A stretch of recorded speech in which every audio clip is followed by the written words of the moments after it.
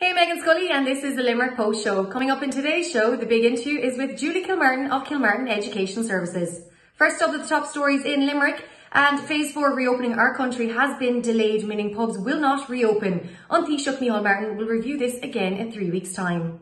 Next up, the Limerick and Clare Education Training Board has received an award, a Centre of Excellence Award in Europe. You can read more about that online, limerickpost.ie. Next up to our Out and About section, and Cian caught up with Nell from Pressed Flowers by Nell. First up though, I chatted to the Coronas all about their brand new album, which they were in Dolan's to launch. The ice cream van, yeah, it was the brainchild of our manager, wasn't it, Jim? It was. We knew we couldn't promote the gig the way we usually would, and we can't do launch gigs, we can't do, in-store signing or anything like that. So Jim had the idea to get Golden Discs on board and Murphy's Ice Cream and travel around, selling their album and signing it and meeting some fans and friends that we haven't seen in a while. So it's been going great. The album is True Love Waits. It just came out. We're very proud of it. We've written it over the last couple of years. A lot of different co-writers. We worked with a couple of different producers as well, didn't we? So yeah, it's been a lot of fun put together. It's great to finally get it out. What else do we say about the album? Just go out and get it. Yeah.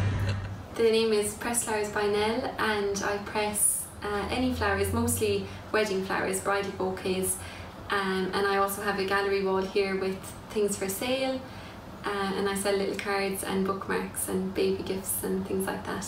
So normally it takes maybe between kind of 6 to 8 weeks to press the flowers, and when I get the bouquet, or even when I pick the flowers from my own garden, I take them apart petal by petal, or if it's foliage, just take off every leaf and press them individually.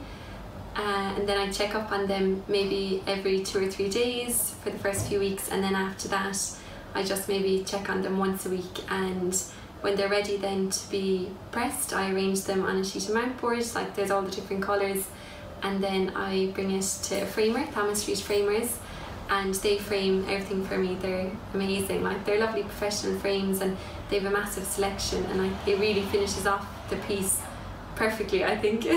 You mentioned there taking apart leaf by leaf and the process. Sounds very time consuming. Do you find it therapeutic? Very therapeutic, yeah. I love doing it. I just find it so relaxing, and like you'd be so amazed, you could have 2 of the exact same roses, but inside the petals are completely different. And that's lovely, taking it apart, because it's always a surprise, you never know, what's the rose going to be like. And how did you get this love for flowers and pressing them? So when I was a kid, my mum used to press flowers, and my grandmother opened Lawless Flowers nearly 40 years ago, so I always grew up with flowers surrounding me, I suppose. And I just always loved them, and my love for them definitely grew as I got older, and now I'm just so passionate about them. I always have to have flowers everywhere, even if I'm not pressing them. And you worked in Lawless Flowers for some time, but yes. You said your first flower pressing customer came from there as well. She did, yes, exactly. She was one of their brides, and she loved her bridal bouquet that my Uncle Dan made for her. So she contacted him or me, and she asked me would I press it. So that was a lovely compliment, and it just it took off from there. It grew quite organically, really. She passed on my name to her friends and some of her customers, and then before I knew it, I was here at my own studio. And people can just pop into your studio as well. You have your business hours on the door, but where else can they keep up to date with your work? So they can follow me on Instagram or Facebook, or on my website, or my new YouTube channel, which I set up today. And what kind of content can people expect there? So I would say I'm going to be putting up videos like demonstrations maybe, so a lot of me making press bouquets, maybe some time lapses and things like that, and then maybe a few videos of my garden flowers, and maybe even me making a bouquet or something, we'll see. Thanks very much for joining us on the Limerick Post show, and best of luck with everything. Thank you, thanks for having me. So here at Kilmartin Educational Services, where they are preparing to reopen the classrooms and get people back in for study and for courses as well. They're also online as well, so we're going to go in and chat to Julie and her team and see how they've prepared to welcome students back. I'm now joined by Julie Kilmartin. The last time we were here was at the very start of lockdown, and things have changed drastically since then. Can you tell me how you're getting used to the new way, I suppose, of living? Well, certainly. First of all, Meghann, welcome back to Kilmartin Education Services, and we're preparing to reopen and bring students back in. But as you know, the very last time that you came to us, we were actually pre-recording all our revisionary courses, and of course they went exceptionally well. So we are currently now online, live, and we're doing a lot of classes over the summer months, going out to students preparing for Leaving Cert 2021 and indeed Junior Cert 2021. So whilst the front doors might have been closed, behind the scenes we were actually recording our classes and getting live classes out to students. And now you're going to be preparing to welcome students back into the hallways and back into the classrooms. Kilmartin did announce that schools will open at the end of August. What measures have you taken in place here? Well, to be honest, I suppose, Meghann, we were ahead of the game in many respects because we felt that schools were going to reopen at the end of August, and we had looked at the, I suppose, back to work protocols and what was required. So we took a lot of them on board, and during the months of June and July, we took them on board and prepared our colleges both in Ennis and in Limerick. And as you walk through our buildings today, you'll see many changes have been taking place. You'll see our COVID officers in place, a lot of alcohol, sanitation throughout the building, and a lot of signage. So as you'll see as we work our way through the building, a lot of changes actually have been made to the building itself. So you mentioned there about having the sanitising stations everywhere, and I've noticed all the yellow posters that we're now so accustomed to and the arrows. So how will it work for students coming in and out of the building? So we're very lucky here in our Limerick, I suppose, college that we have so many points of entry and points of exit. So we're going to make use of those. So students can have access to the building through the main front door. We'll operate a one-way system, so when they come through, they'll be guided to the rooms, which is something that we've always done. But we'll make sure that they're guided to the rooms, taken to their seats. They'll be wearing their masks, their visors as the case might be. The class will proceed, our supervised study will proceed, and then as they leave, they'll be guided to a main point, I suppose, of exit.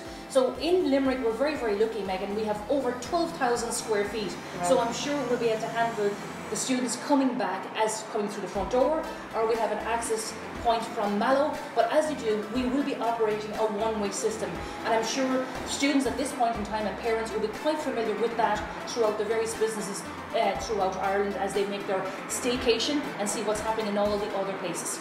Now, Julie, for students maybe that can't come back for maybe health reasons or for certain issues, will online classes remain? Oh, there's absolutely no doubt about it. Even if students haven't got underlying conditions, a lot of students have come back to us and said they much prefer the online experience. And I think the reason for that really is the safety aspect, of course. They're at home, they're safe, they can tune into their actual classes, and the classes can be live or pre-recorded. Now, for the online classes that we have, a lot of them will also be recorded. So once the class is over, we'll give them additional access to those classes to revise the content that they actually have covered. And we find that a lot of students feel that whilst they can save time, so it might normally take them an hour to get in, traffic, an hour to get home, there's nearly 2 hours gone in many respects. Parents having to pick them up, drop them off, that potentially can now be cut out. So a lot of the students that are coming in from the Clare area outside in Castle Troy, or travelling in from Palskenry and all those given hinterlands around this area, they're coming back to us and saying, please Julie, we have this experience of you now online, could we please continue this on? So perhaps we would have thought initially that the online experience would not be, I suppose, a positive experience to them, but they're delighted with it. So we're going to continue that on. Super, Julie. Thanks so much. We're going to meet some of your team now as well and find out more about reopening. Thank you. Please come on in. I'm now joined by Paula. The last time I was here, you were setting up studios, there was lighting, there was camera in because classes were going online. Can you tell us about how that all came about? Yeah, so I suppose when the schools closed on the 12th of March, we were getting ready for probably one of our most busiest times of the year, so it would have been our Easter revision courses. So we basically had to switch absolutely everything online. So what we did really was we got a recording studio in, and we had Wendigo Media came in as well, and they recorded absolutely everything. We got all of our revision courses, really 50 plus courses out within 3 weeks. Each of them were about 4 hours in length. And then after that we are setting up 2 recording studios upstairs, so they're both up and ready and running to go. And we're still running online classes on that at the moment. So every day then I suppose we've weekly classes going out online, whether on Zoom, 3CX, which is one of our own platforms, or Skype. So we've loads of those going on at the moment. It's absolutely incredible now. I suppose a lot of people have adapted to the online because of lockdown, and students were using Zoom and Skype for keeping up to date with their friends, but now they can use it for education as well. Yeah, exactly. So like even Julie herself, she'd be using 3CX and Zoom. So when she does her Zoom classes, I would normally be sending her Zoom classes out then to her students afterwards. So they get to rewatch it as much as they want for over 3 or 4 days, and if they need extra access, they have it. It's such a great thing to have, but I suppose, well, you probably can't wait to welcome students back in through the hallways because it's been so quiet now and such a long time. Yeah, no, it'd be great to have them back as well, to be honest, just even like a little buzz around the place as much as possible. But like, I suppose in September we do have online classes, so going forward, just like Julie said, for students maybe that can't travel in, or maybe if they're sick or whatever the case may be. But they also have the option then of coming into classes here as well. It's just class sizes will be halved, just to obviously make sure social distancing and everything like that. And how can students get involved? What's the website? To access the website, is it? Yeah, so they can go on the website on kes.ie and they'll get all the information there, or they can ring the office on 061444989 and we'll book them in. Paula, an absolute pleasure chatting to you. Thanks so much. Thank you. So we're now in the studio. Jeff, did you think now, like I suppose this time last year, you'd have a full-blown studio inside here? No, we didn't, and just the way things worked out, you know, we got the Easter revision courses sent out to all the students. It worked really well. We were working with Windigo Productions, and we decided, look, it's something we can do ourselves. So slowly but surely, this was the first studio we completed. Brilliant. And we have live stream classes from here every day. Barry Ryan has just finished the HPAT, and we have maths and pre-university courses on tomorrow. And yeah, it's worked exceptionally well. Some technical issues, but now we have full HD quality and full stereo sound, and we can mix and match anything they want. We can take inputs from tablets, from anything, so we can put together a very slick product.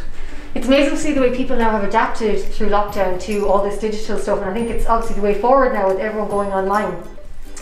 It has to be, and it's amazing the way some people react to it. We had certain teachers who were very afraid of it, didn't want to do it. They've been teaching for many years the traditional way, and some of those teachers have come back to us now and said, in fact, they only want to go online from September onwards. So it's brought out great things in an awful lot of people.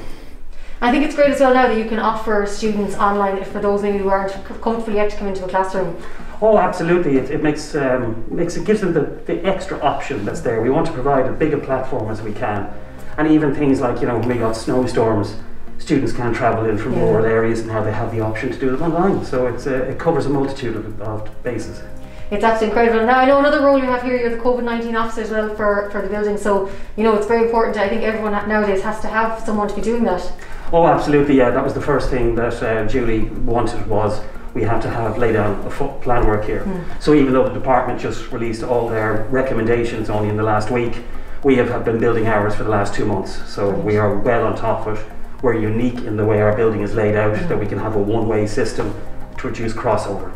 Absolutely brilliant. Jeff, thanks so much for chatting to us in the Limerick Post show. Thank you, take care. Okay folks, welcome to Kilmartin. So just pretend it's your first day here. So the safety systems we put in, as you can see, we have hand sanitizer, we have arrows on the floor which will guide you to your room. So if you'd like to follow me, as you can see we have 2 more sanitizing stations here. Stairs are now all one way, so you know you're going the right way if you're following the arrows. Toilets now are obviously all single occupancy. If you go through here, we'll take you through to study.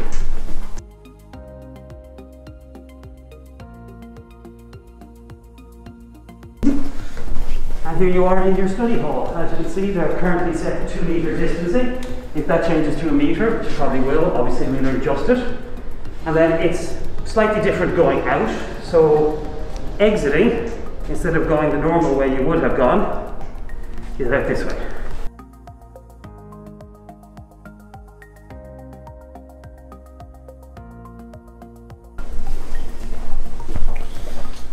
And then you simply go down the stairs and exit out. So no one's crossing over anyone else. So it's a very good one-way system. Now I'm joined by Ashling, another COVID officer here, and I know that you know firsthand what it's like for students at the moment because your brothers are going here. Yeah, so my brother, one of them, had been going here all along since about December. He was doing maths grounds, and so then kind of when it closed down in March, Alan, one of the teachers, decided to move online. So my brother kept going with the grounds online, and then Alan decided, he asked the parents, you know, the children are so far behind, do they want to keep going? So my brother obviously said yeah, because he realised he was so far behind. So then Alan's kind of doing every week now. They're kind of catching up on things they should have been doing in school. So Cian's going to keep doing them now until September, and then hopefully they'll be back in the building and then in for study.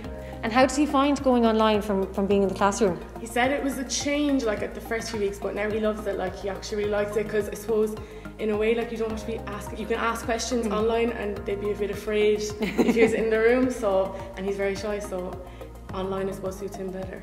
I think a lot of children probably relate to him as well now, because they've all, as you said, like falling behind is a big thing because not being in school and trying to do things online. So I think it's a great service that's been offered. Yeah, exactly. And like especially even for kids that are far away, like you can do it anywhere from any county, so it's really handy. Especially like there's not much out there that's offering grinds during the summer to catch up, so it's really handy. Fair play, Aisling. Thanks a million for chatting to us. Now, Marie, we're here in one of the classrooms. I can see a lot of social distancing going on, and you've got these little packs on the table. Can you tell me what's inside them? So this is your mask, which you can wear in study if you wish, and your hand sanitizer. But once you're moving within the building, you have to wear the mask. Or you can, it's compulsory. And they can wear the visor as well if they like. They can wear a visor throughout the building as well, but it's health and safety point of view we have to insist. And I know you're one of the COVID officers here as well, so I know it's a big task to be kind of getting the place ready and sanitised and making sure that everyone is complying with the rules. Yes, it is. It'll be totally different, big challenge, but we'll give it a go and we'll do our best. Absolutely. Can't wait to see students in this room a bit. Great to be back. Thank you. Thank you. For these stories and so much more, head over to limerickpost.ie/show. I'm Meghann Scully. This is the Limerick Post Show, keeping Limerick posted.